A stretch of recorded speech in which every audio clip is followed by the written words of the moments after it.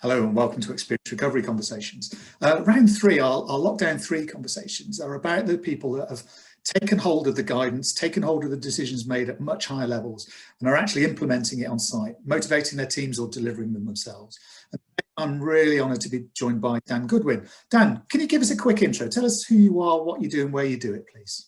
Hi there. I'm Dan. I work for Broadlands and South Norfolk District Councils, and I work within our community team. I'm a communities officer, and pre-COVID, and still have a responsibility for, I'm responsible for a lot of our wellbeing activities. So we have an exercise referral scheme that's been delivered for 16 years now, I think, and that's led to a range of other kind of physical activity, weight management, falls prevention, a lot of the kind of health related activity schemes, and then on to more community interaction. So kind of supporting and setting up community groups, allowing communities to develop themselves and create both physical activity is kind of our hook, but it is that social interaction, avoiding isolation, all that kind of thing. And we've run a kind of range of projects like that for a number of years now across both districts.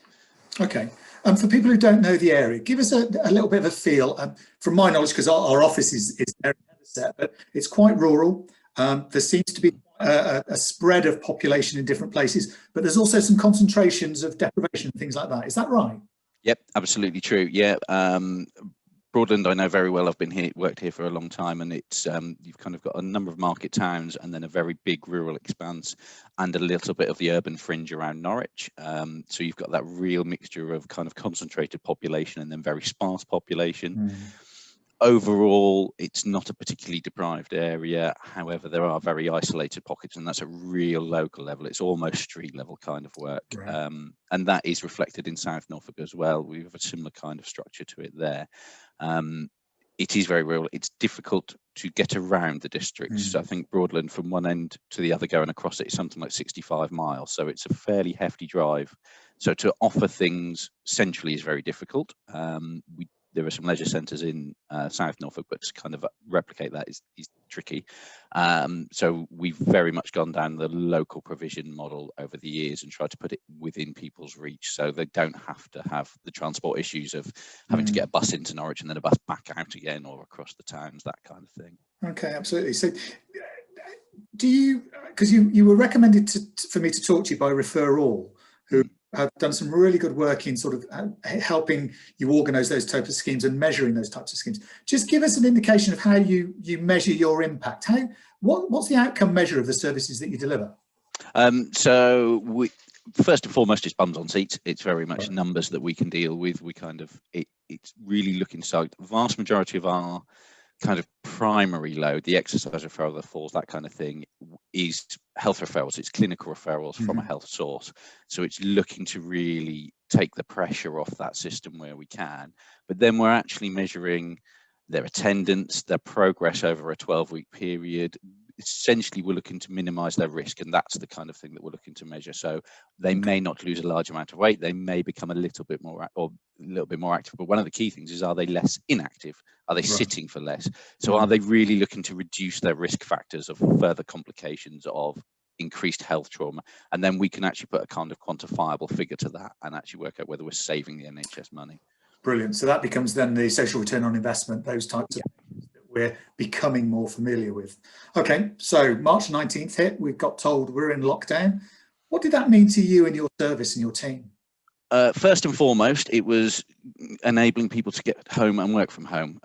We work out of two large offices. Not a large number were home enabled, really. They didn't have laptops and the like, so we had to quickly kind of get into position that we could get people home. I was very lucky that I was able to, for my team, I could take the step of being the one that remains in the office. I could send everyone else home. Lots of them have got children and extra care to deal with. So we were sending them home with PCs. We were sending them home with cables to trail across the house and things like that, just so that they could set up a system that they could remotely log in and work. And we were very quick to do that. We kind of managed to get everyone home, and a small handful of us stayed in the buildings to kind of coordinate and pull that together. It then became twofold. We were very quickly co-opted into COVID response work. It was, how can we enable support on the ground for those that were shielding, for those that were in hardship, for those that needed it. So I was tasked with setting up a food hub, and I was running a shielded food hub out of a village hall, where we were helping those that were not yet receiving the government boxes. So anyone that was shielding, were due to get a government box, or for some reason had fallen off the list or wasn't on the list, we were providing those kind of emergency provisions. We were enabling the various community groups. One of the benefits of having that good relationship with the communities, we were able to tap into them, and very quickly they enabled themselves to become mutual aid groups, and they were doing doorstop stuff. They were doing doorstop shopping and prescription collection stuff and that, and we were coordinating a lot of that role. So there was really quickly into that, how can we deliver that service? And some of my team were out, we were delivering food. Well, at the peak of it, I think we were doing 50, 60 parcels a day, all across both districts, and that was really making a difference to people that were kind of stuck at home. And we know that there was that shopping list backlog where people couldn't get onto supermarket systems and things like that. So we were very much out there trying to get the immediate need. As we got to grips with that, and we managed to set the community systems up, and we were able very quickly to kind of liaise both upwards towards county and downwards to the individuals and to the districts, the towns and the parishes. That became manageable. It was very busy, but it became manageable in the sense that we found a system that worked, and we could triage it, and we could use our help hub call center to kind of filter that through and hand it all off. And it then became important to think of our team and looking after our client base and our residents, and what could we do with those. So we kind of took two things on at once. That in the very early stage just took the part of welfare calls. We were very important that we talk to people. You pick up the phone, you talk to them, you let them know what services are out there and available for them. Have they seen that there's a number they can call? Are they aware that there's a shielding list they can be on? Do they know all these kinds of details? And giving them a little bit of heartwarming chat, really. It's that kind of a bit of interaction, reminding people that we're all okay, we're all out and about, we're doing stuff. Bit of encouragement to see if they can be doing something at home, that kind of thing. But it was that very much, let's make sure people are well and safe and are fairly comfortable, because we don't know how long this will be. As that progressed, we started to then develop, how can we encourage people to keep up their increased activity? How can we keep people motivated? And we went through a huge range, actually. We immediately set up some activity at home packs. So we created some exercise sheets, we created some guidance with it. A number of years ago, I did a at-home DVD, sitting room circuits. So you can exercise at home, and we managed to. We still had some of that in stock, so we were circulating that. We got it put up onto a YouTube channel, and we created a few other pieces of content that we could put up. So all of a sudden, we had a digital format for people to kind of engage with, but we still had that kind of paper interaction where we needed it. And we did a few methods. We did a week-long series on the radio, so on local radio, on Radio Norfolk. One of my staff, Maria, did a 5-minute slot each day, just giving a few ideas of things you could do at home. And that was really interesting. It was a nice idea to kind of get to a slightly different audience, just that very low level. Can you tie in a piece of exercise into your daily routine? So while you're washing up, can you be marching on the spot? That kind of thing. And it was really nice. It was quite light-hearted. It gave some ideas to people. We followed up with a little piece on local television as well. We've got a very fancy committee room that looks like someone's very posh living room, and I was filmed in that doing a piece. So it looks like I've got a picture of the Queen on my living room wall in where we did it. But again, it was just getting that message out that you can be active, you can do the stuff that you were doing before, you just have to do it in a different way. And it was a lot of trying to reinforce that message and put that word out there. Brilliant. I really love that use of radio. That's you're the first person that I've talked to that used radio as that interaction, which I think is a very clever way of doing it. But I just want to check in on something. Do you think, because you were trusted by your community, they'd had interaction with you, they knew who you were, that it was, you were almost that trusted enabler of other information? Did that help you? Yeah, without a doubt. Of all the districts across the county, and they've all done some very good work, I think we found it easiest of all to really enable that response very early on. And it's because we had a good relationship in the first place. We knew key people, they knew us by name, they knew us by face, they knew if we spoke to them, and the kind of work we did. And kind of the wider department I'm in involves that early help and that kind of picking people up when they stumble before they actually fall. So we were doing a lot of that kind of thing anyway, and engaging with these kinds of people that had a like mind and maybe an understanding around it. So it was it was kind of a no-brainer, and you'd almost you'd phone them up to go, oh, I'm really keen to perhaps do something in your town, and they go, oh, we've already got 40 volunteers signed up, and a Facebook group and a WhatsApp group, and this is going to happen. So we were always pushing at an open door there, I think.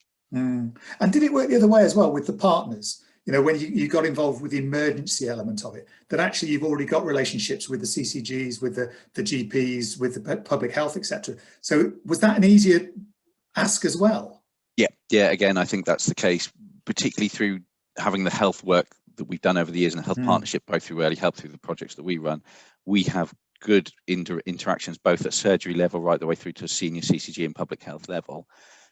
It does make it a lot easier because we can respond to that. And it meant that we could get up and running whilst there was a kind of a county-wide process being put in place, because there's always naturally a system to be done and developed, and there is some merits to having that kind of, we all follow a system, but we were able to just get on with it in the early days while that was happening. So that by the time all the bureaucracy and the processes have gone through, you're there, you're out there, and you're already helping people, and they've learned off your mistakes as well, because the stuff that you've already done, you've fed back into that process. So yeah, relationships were a real key. Fantastic. Have you got any stories? Has there been anything that's really struck you from your team that, you know, they've developed something or delivered something, or it's had just a brilliant response from your community? It's we've had also, there's been so much fun that's come out of this. Some of the people that you hear that have kind of picked up the DVD or picked up the exercise sheet and run with it and then developed their own ideas. So there was a lady that had a skipping challenge with her granddaughter, and she started to do it on Zoom, and she was talking to her granddaughter via Zoom. She'd learned how to use this kind of system and format, and she'd been inspired to pick up her skipping rope. Now, it's not something we generally do in our exercise because it's one of the riskier exercises, but she'd done it in a class. She thought she'd kind of find it out of the shed, and the weather had been so nice, she was out in the garden, and it was brilliant. She told us that her granddaughter had challenged her to see who could do the most over the course of the week. So they were both timing each other and watching each other on Zoom having skipping challenges. And that was brilliant. And it was just, you could see the joy that brought. And that's always the key, isn't it? Because it's not physical activity for physical activity's sake. A lot of the benefits come when it becomes a habit, and you does that because you enjoy it. And that's brilliant. That was really nice. We haven't got long left. We've only got 3 minutes. I knew this was going to go really fast. So what you've just indicated there is, you know, that the grandparent got to understand how technology worked and engaged with that technology. And what I'm really interested in is, what do you think what have you learned through this that you're going to carry forward as we come out of this pandemic? I think one of the key things, that technology isn't a barrier. For years, we wouldn't deliver stuff in a virtual content because it was like, oh, these people, they don't access the internet. It's just not true anymore. Even if it was before, COVID has changed the situation. We've been delivering online classes. They're well attended. They're going very well. They've drawn in clients that we wouldn't have got. That people wouldn't have come to a class. They'd have had too many barriers there. And now they're coming because they don't have to be seen by anyone bar the instructor. They don't have to interact. They can sit in the comfort of their room. So we will continue to do that. Once we can get back to doing physical provision, we'll definitely continue the virtual content, and that will be another string to our bow. And I think it's just reinforced that relationship message as well. The fact that by being proactive, by going out there, by trying ideas, and nothing was off the table. I think that was a big thing this time around. If anyone in the team said, oh, let's try, we go, yeah, why not? Let's give it a go, see what happens. Rather than having to kind of mull it over and run it up the flagpole. And it's like, can we pilot it, test it, see what's happening? We're looking at a new idea currently where it's almost like pen pal befriending. So having contact with some clients and getting them writing to each other. So rather than having telephone befriending or something like that, it's using that kind of traditional medium that encourages some creativity, but helps reduce social isolation. And that's looking very promising. So it's kind of, these things are fairly cheap and easy to do, and it's just a case of let's give them a go. So I think that kind of that can-do attitude combined with the freedom to try different mediums and different ideas, it really pays off. No, it's really interesting. Somebody said to me, in the white hot heat of COVID, we've realized actually decisions can be made really quickly, and you've just reinforced that for us. It's been fantastic. So we've run out of time, Dan. I think we're going to have another conversation. That was brilliant. Thank you so much for your time, and thank you to you and your team for what you are doing within those communities, making such a difference. Dan, thank you. And we'll catch up soon. Take care. Bye-bye. Thanks, David. Bye-bye.